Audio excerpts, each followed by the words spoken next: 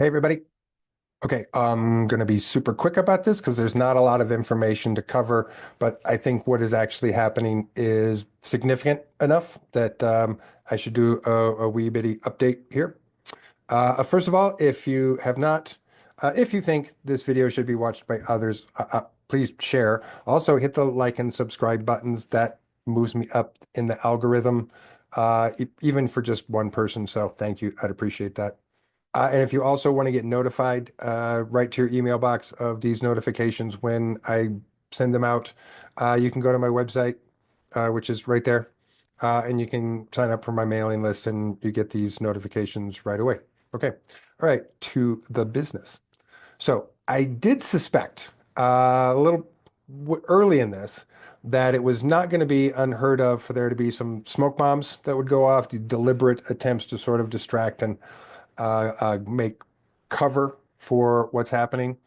I suspected, in fact, even though it was very early on in this, that the Luigi Mangione case could be playing some smoke bomb cover, because while there is not what I would say solid evidence to conclude that this is 100% true, there are definitely indicators to indicate a strong possibility that Luigi Mangione is not the person who pulled the trigger. And Mr. Mangione may, in fact, believe that he did. He may fully think that he did. He may think that that was his manifesto. He may believe all of that. And it may not, in fact, have anything to do with the person who actually pulled the trigger. I would refer to one of the earliest cases where that technique was used, which is the case of Sirhan and the death assassination of Robert F. Kennedy Sr. Sirhan confessed, believed, to this day, I think he might still be in prison, even I don't think he's dead yet, believed to that moment and to this day that he actually pulled the trigger when there's a ton of evidence that he did nothing of the kind, and evidence to suggest that he was given some post-hypnotic suggestion and so forth to believe that. So it's a very old school technique to have a perpetrator do the perpetration and have someone else be a patsy who actually believes they did it and would in fact even confess or say that they did it or have all this evidence to suggest that they do it. I suspected from the get-go that that one was iffy.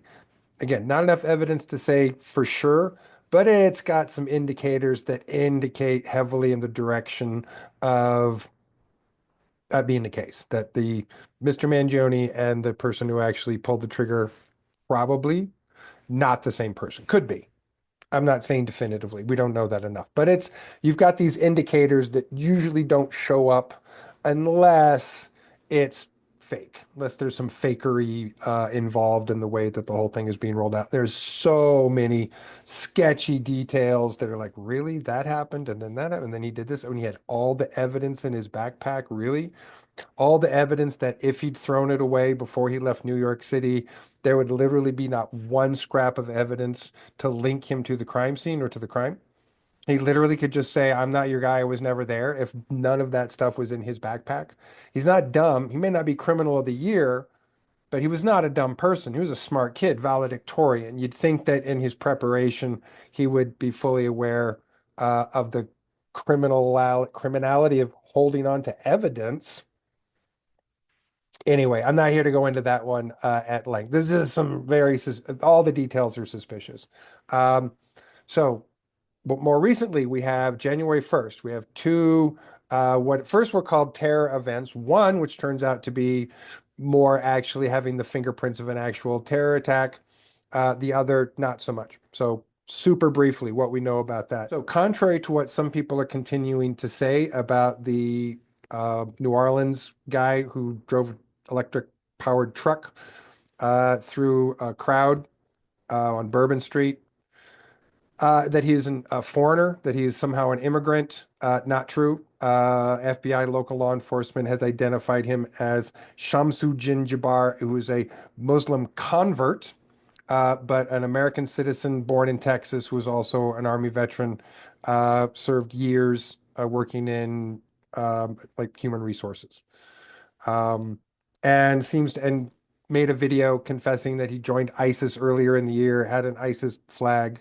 Now that doesn't mean that there's not weird suspicion on that case potentially as say false flag in the sense that was he really put up by ISIS or was he put up by someone else to look like he was put up by ISIS?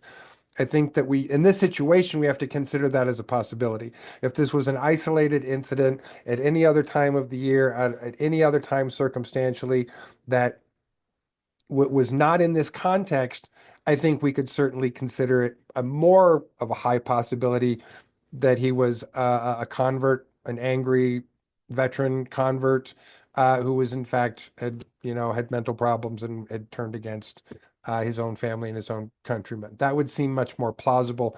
Under the circumstance, oh, I think we just have to consider that it's all fishier than that, that there's probably some other layers of fishiness that, including what appear to be uh, certain exotic explosives that he had at his home, which are not the kind of stuff that an HR guy would know how to make, or that would necessarily even be the kind of thing that if he had ISIS contacts would have instructed him to make or could have gotten to him easily. So there's some questionality there for sure on how in the world did he get exotic explosives that are almost impossible by anyone outside of our own U.S. military intelligence apparatus to acquire. So there's some fishiness in that case for sure. But the one I want to talk about that is the most important is the Matthew Levelsberger case. So this guy uh, rents a Tesla Cybertruck. Wasn't his truck. He rented it. Again, a weird connecting point. Both of these guys rented their trucks from the same rental company, something called Toro something, the same rental agency, and rented electric trucks. Some people are trying to make a connection there. It's weird. I'm not going to say that it's completely coincidence because it's weird that those things match and that these things happened on the same day when there otherwise doesn't seem to be any connecting point of I mean, Levelsberger certainly had no connection to terrorists, to ISIS, or anything like that. So there's no connection there whatsoever. In fact, quite the opposite. So Levelsberger turns out to be a Green Beret, active duty. He was stationed in Germany and on leave at that moment. So he literally just been working as a Green Beret very, very recently. Um, a lot of things that they've looked in his social media, he was very pro Donald Trump. So this was certainly not an act where he was trying to act against Donald Trump by blowing himself up in front of Trump Tower. In fact, the message he left behind seemed to indicate that he knew that this was the only way to bring a spectacle to this event so that people might pay attention to it, that his entire intention was spectacle, which makes sense. Again, Green Beret, who wanted to like blow up a truck and hurt people, wouldn't have used camping gas and um, sparklers, like it was fireworks and camping gas. So Green Beret, who wanted to like hurt people, would have like seriously used some, much more dangerous, high explosive, um, even just diesel, right, and fertilizer would have made a better bomb if that's what he wanted to do. But even in his own statements, he was quite clear. This was about spectacle. He was trying to gather attention. And as near as the evidence shows, um, he went out and bought a 50 caliber Desert Eagle pistol because when he shot himself in the head, he wanted to make sure that he was dead in one shot. Not much of a better way to do that than probably using a Desert Eagle. Wanted it to be over quick apparently, and then 17 seconds later, fireworks go off, everything goes up. Okay, so why does this one get interesting? And why is it important? Because he apparently takes a message and gets it to another Green Beret fellow colleague who he wants to get to this, some guy who's got a podcast in the special ops community. Um, I'll be honest, I'm not even going to mention him because I listened to him for a few minutes and he didn't seem like he seemed like he was talking to people who I know are like psychological operations people who are deliberately delivering false information, and he seemed to want to credit those people as being super smart. So I'm not going to mention. But anyway, this is getting attention now, though, because this person apparently has a big enough audience and knows enough people that this is all going sort of haywire in the special operations community. And it seems very deliberate. It seems very targeted because Mr. Levelsberger, in his secret message to his friend that he wants delivered out there, basically, you can look up this somewhere else. I don't have time today to find this for you, but it's out there. It's getting all over the place.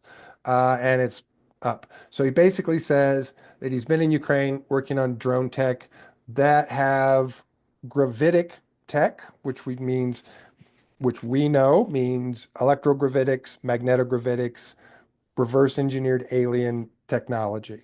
All right. And that this technology is also had by the Chinese, and that only the US and the Chinese have this technology. Right there, we know this is where this is a delivery of false information, hoping that people will believe something is false by handing it to them in a way through a credible source, really, a person who's going to have who their what they say and how they said it and the way that they did it is going to carry some weight as this sort of travels around these communities and through the actual intelligence communities and the people who are ancillary to those communities. And anyway, this is going to ripple for sure because this man's very credible. So, but this is where it starts out. We know that it starts out as being false information because we know that's not true. We know that not just the US and just the Chinese have this technology. We know that the Russians had this technology when they were still the Soviets. Okay.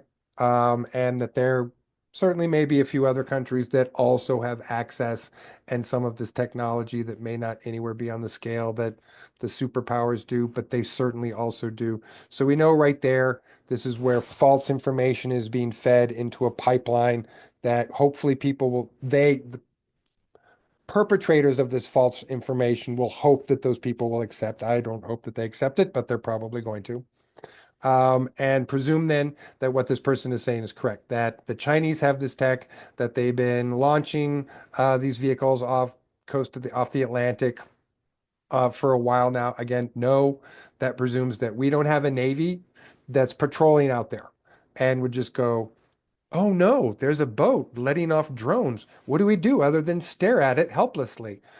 That's just, it's the most nonsensical thinking that the Navy is going to stand around helpless when our water space and airspace is being invaded by Chinese submarines with drones. That's literally just the most imbecile thing that could be suggested because, again, it suggests that the Navy is impotent and doesn't know how to do its job.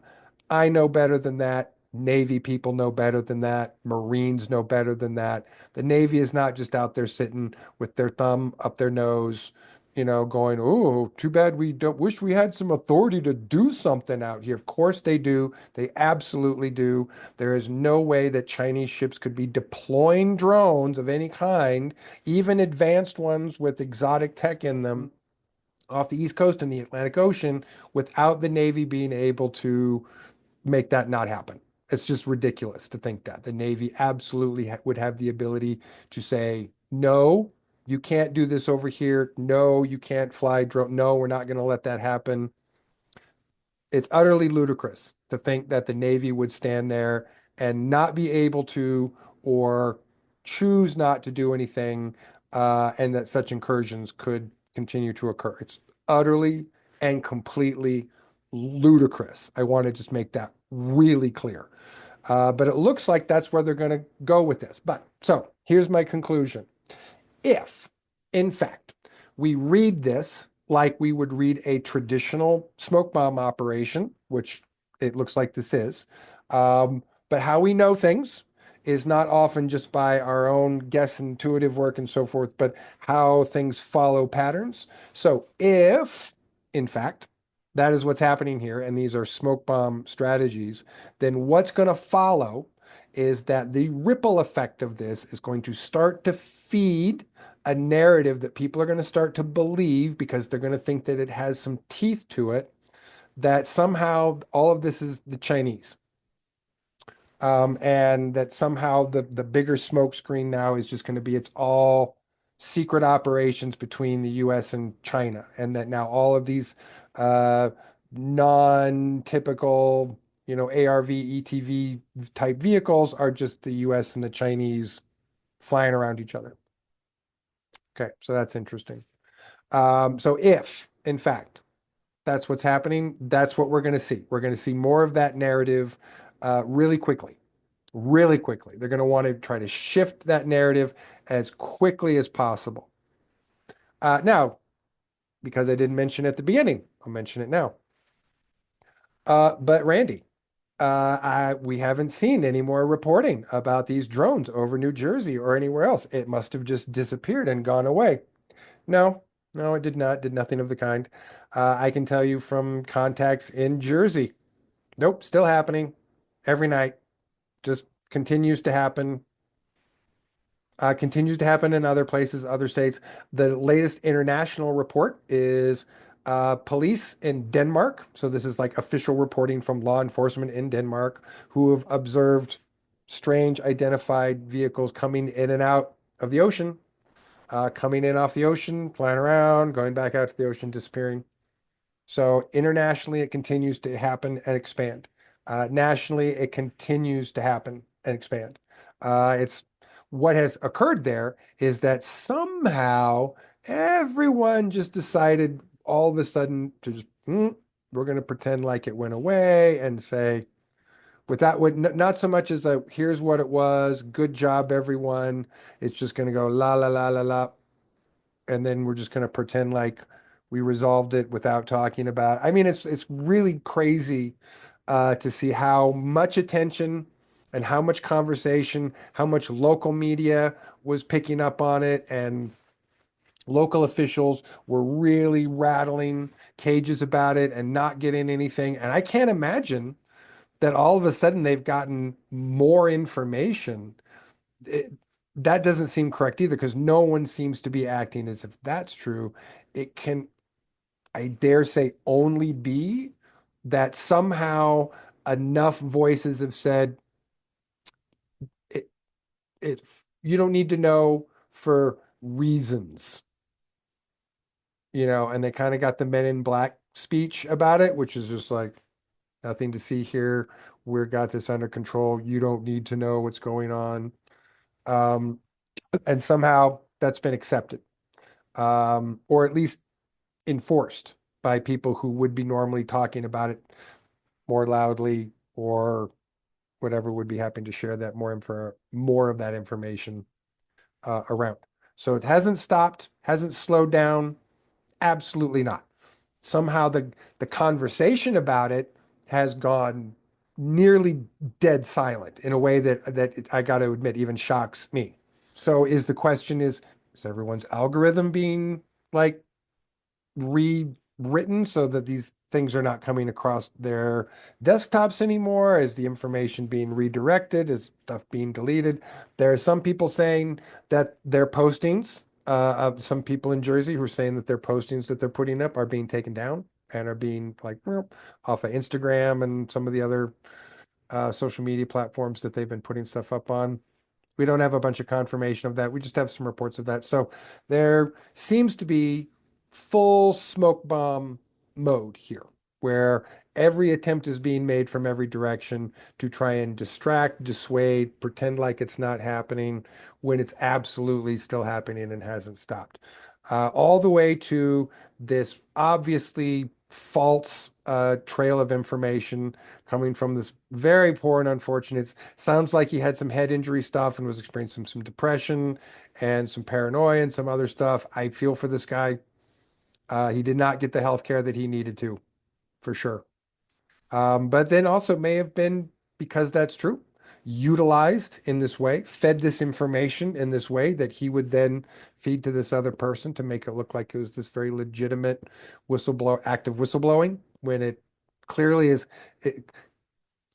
isn't because the information that he's providing is false. It's not accurate. It's not an out and out lie. It's not accurate. It's not wholly true. Again, to say that only the US and China has this technology, that's just not true. Or to say that, again, that the Chinese can easily and readily deploy these vehicles via submarine or whatever off of the coast of the United States whenever they want with impunity, which is, again, ludicrous, absolutely and completely ludicrous. And it just, it's impossible. It's just ridiculously impossible. Again, it would presume for that to be true that we don't have a Navy. In any equation where we have a Navy, that cannot be true in any way, shape, or form. The only equation where that could be true is one in which the variable that the Navy exists in doesn't exist in that equation. Then it could be true. But since we have a Navy, it's absolutely impossible and cannot be true. So I'm emphasize that. So what does this mean? Uh, Not much. We have heard nothing as far as changes in the timeline. So we're still right around the corner for some craziness to occur, right around the corner. So I still have between the 8th and the 15th as an important disclosure event date, and we're closing in on that fast. So that's all I have to say about that. If you want to make sure that you get updates as they happen and I send them out in my email list, you can go to my website and sign up for my mailing list there, and all this information will come out to you. Also, as I have told my students and everybody for some time, best way to be prepared is with psionic training. Um, Check out my courses. I have a beginning and advanced course on my website. Be prepared. Know how to do your own mental psionic self-defense. Understand the basics of telepathy. Understand the basics of all the things that you're going to need to know in a world where extraterrestrial beings who are, in some cases, just a little more biologically evolved and telepathy comes a little more easily to them, are the norm that we're interacting with on a regular basis on our own world. So I encourage people to sign up and take courses and get your brain ready. Other than that, be ready as mentally and emotionally prepared as you can, and stay tuned. It's going to be nuts.